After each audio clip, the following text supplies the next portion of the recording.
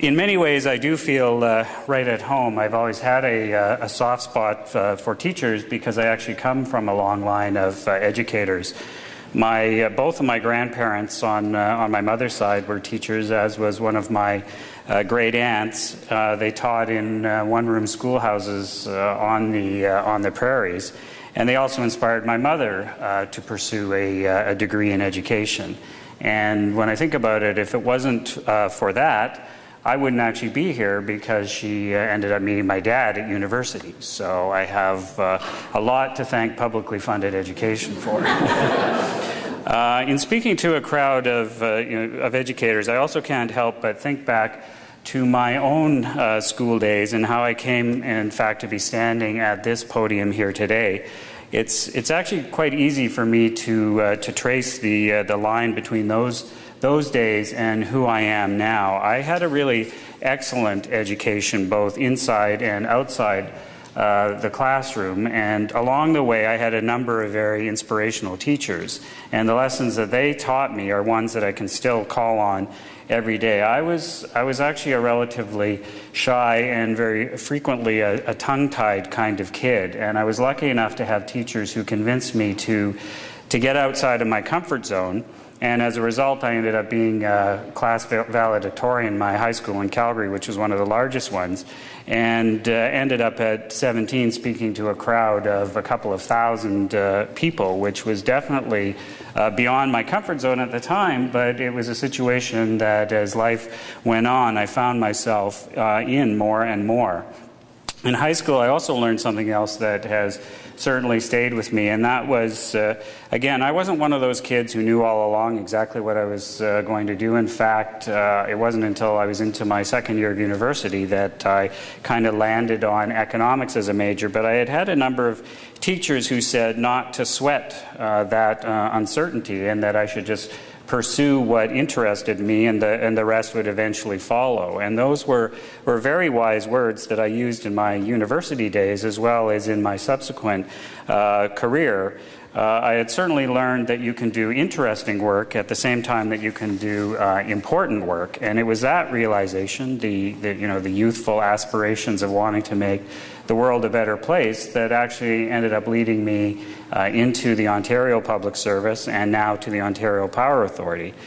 One of the core values of education, obviously, it rounds you out as a person, and it certainly prepares you for whatever comes along. So I think it's very important to note that we do recognize how important you are as teachers and educators to our young people's futures, but also to the province's future, and to making our world a better place, as hokey as that might sound. And that's actually what I want to talk to you about today. What happens in your classrooms certainly lingers long after your students have moved on. You give them the foundation they need, and they carry those lessons back into their families as well as on into their adult lives as engineers, as nurses, as mothers, fathers, as citizens. And we do recognize that you can't do that alone, and you need the right supports to help inform, engage, and empower our future workers and leaders. And that's where we can come in. As many of you already know, this has really been a transformational year for the electricity sector in Ontario. And I'm not exaggerating when I say that the world is looking at Ontario very closely. We truly believe that the work that we're doing here at the Ontario Power Authority is making Ontario a better place. Now, you might not know who the Ontario Power Authority is. We do a number of things. We're responsible, we have three main activities. We plan our electricity system for the long term. Conservation is part of our mandate. And we also do all of the contracting for energy supply in this province, or most of it. So we don't actually own or build or operate anything ourselves. Ontario Power Generation, for example, owns the nuclear plants, and Hydro One owns the transmission wires. But we are responsible, we're the body that's responsible for ensuring that there's a sustainable and reliable electricity system for this province now and into the future. The passage of the Green Energy and Green Economy Act positions this province as a global leader in both conservation as well as renewable energy. And renewable energy gets a lot of attention, but at the Ontario Power Authority, conservation is actually our #1 priority, because we actually feel that the cheapest electricity is the electricity that you don't have to generate in the first place. We actually have the most ambitious conservation targets in North America, 6,300 megawatts in savings by 2025 off the peak demand, which is, to put that in a little context, it's the equivalent of taking 1 in 5 households off of our grid altogether. Nobody else has targets quite that ambitious. The Green Energy Act also puts much more of a focus on harnessing the power of wind and the sun and bioenergy through a new program that we're putting into place called a feed-in tariff. And it's the first and most comprehensive program of its type in North America.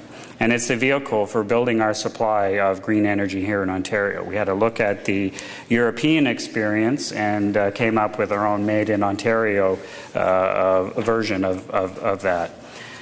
The feed-in tariff is helping us to, and enabling us, if you will, to actually eliminate coal from our supply mix by the end of 2014. And that's also very significant because it's actually the single largest climate change initiative underway in North America right at this moment. Now, California is going to catch up to us in a few years with some emissions issues, but right now we have the single largest climate change initiative, and it's happening right here in this province. And in fact, we're the only jurisdiction in the world that's getting out of coal altogether.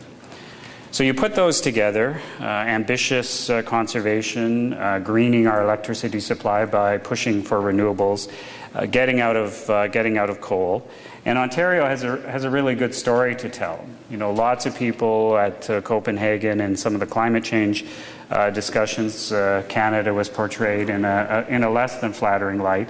But when you look at Ontario, we actually have a very different story to tell, and like I was just saying, we have a very good story to tell.